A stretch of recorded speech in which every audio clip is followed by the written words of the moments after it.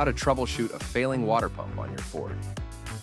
Water pumps are designed to last a long time.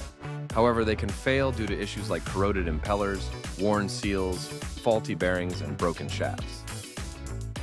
Before you start troubleshooting your water pump, make sure you have a few tools to hand.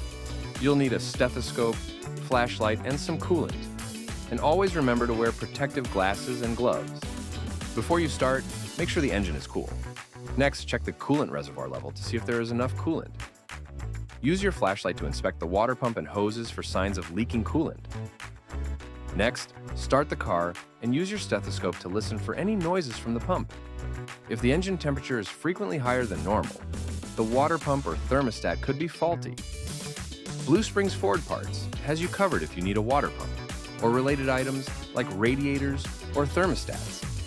Contact our team today and get the best OEM parts at the best price.